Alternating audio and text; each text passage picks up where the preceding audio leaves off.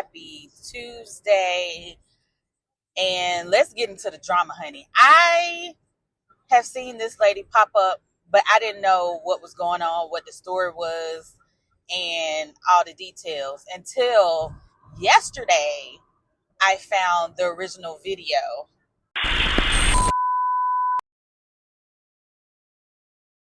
What's a fucked up thing that your ex did to you? During COVID, my ex called me crying. I was at work. He was at work.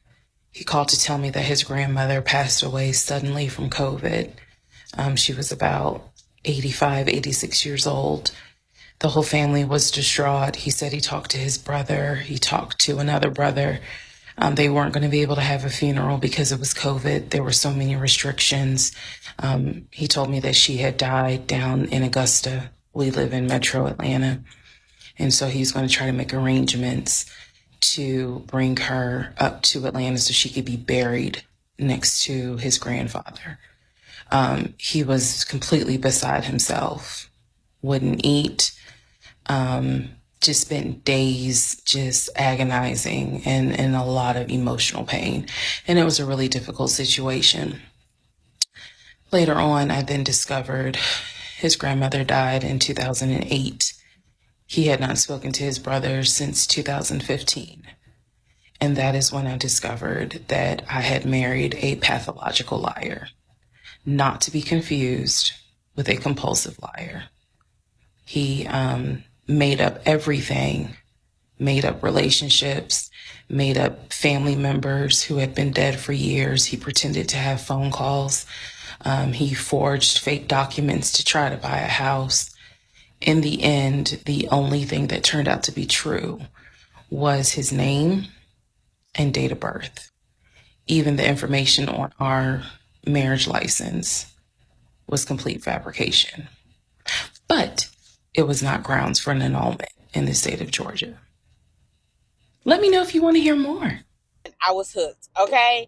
I was hooked because the story that she started off with, I'm like, I say, what now? What you say? Okay, let me get into it. So I went back, I went to the playlist.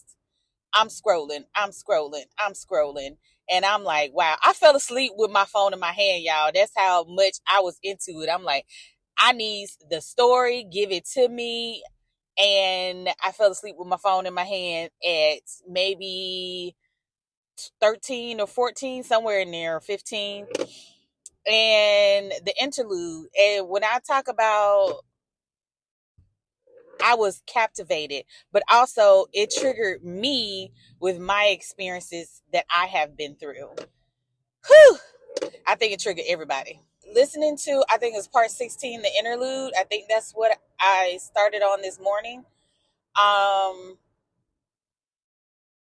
Triggered because I'm sitting here like, boy, have we, society has you thinking and people be on your back like, you need to get married, you need to do this, you need to do that, you need to do this. All I need to be is happy. Okay? That's what I need to be. Happy. And now somebody gaslight me and doing all this and lying. Because liars gonna lie, as Cat Williams said. Liars are gonna lie. And when you get told all these lies and that shit comes back and you like, did you ever really care? Like, I can't, like, you're so in shock that somebody would do you like this. You like, what the fuck?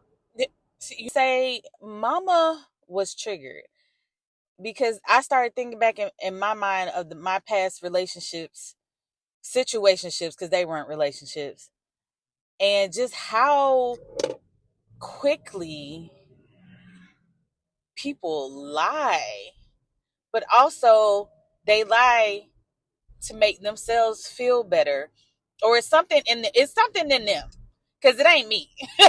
I had to get out of that it ain't me, it's them mentality, because if I keep thinking it's me, then I'm gonna get hurt more, because it's not me, it's them. And I had to make sure that I told myself that, and I have to keep telling myself that, because I will blame myself when it's them.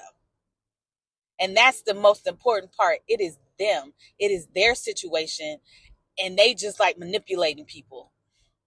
When I say this story has struck a chord with me, and I'm sitting here like, no, you not dumb. No, you not stupid. We all been through hell and then came back stronger because we have to be. And ooh, I'm getting emotional because I'm just like, I get it. I get it. You want to,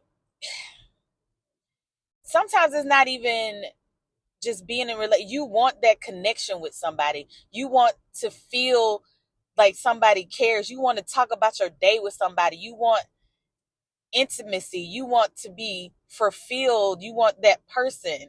Huh? You want that connection. And I think that's mainly, we let some things go because we want that. Well, he ain't did such and such yet. Huh? Yet is the word. So, and just to see it, not see it, but hear it, because I'm treating this like I'm listening to a podcast of this woman's story that she's talking to somebody with. That's why it feels like a podcast to me, because I'm sitting here like, yeah, girl, I'm talking back to her like, girl, spidey senses are tingling. I feel it because we all been through. I know he lying. I know this Negro is lying to me. I know this man, woman, child. I know they lying. Why is you lying? But it's like, is it a harmless lie or is it a I could deal with it lie? Because people go lie to spare your feelings, or so we think.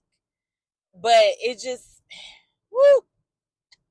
I understand why y'all watch all 50 parts, because I've seen people like, was their routine and I missed out. Like I've been I ain't missed out, but I am behind. Okay. So I'm getting on the train of the Ressa Tessa drama that has triggered me, that I was just like, oh, I don't want to be in that place again.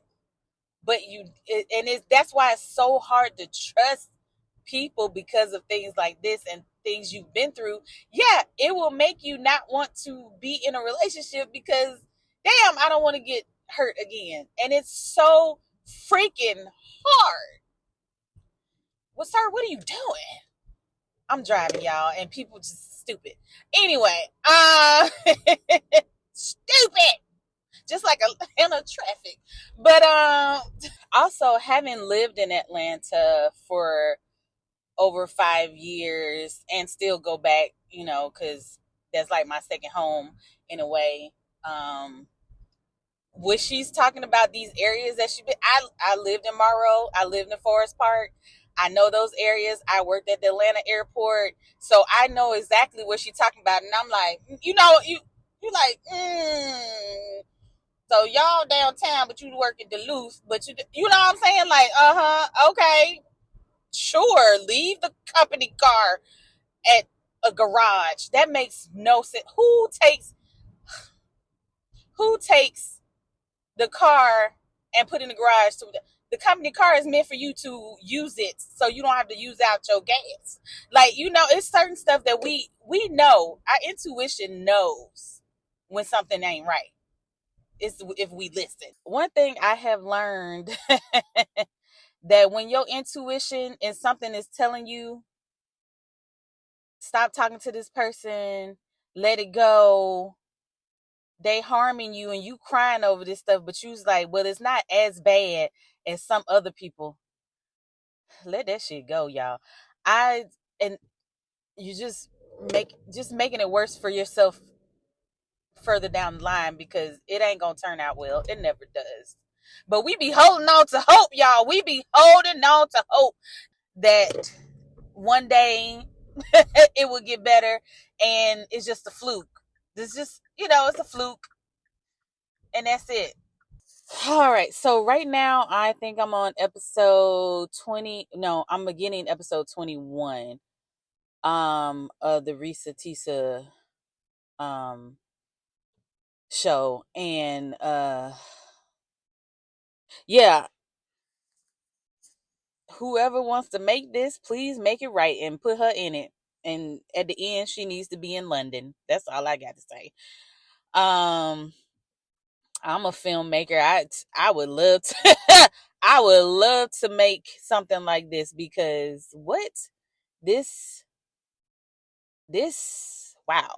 You know what I'm saying? All I can say is wow. But I got to get to work. Just go with your intuition. Go with your intuition when your spidey senses are tingling, go with it.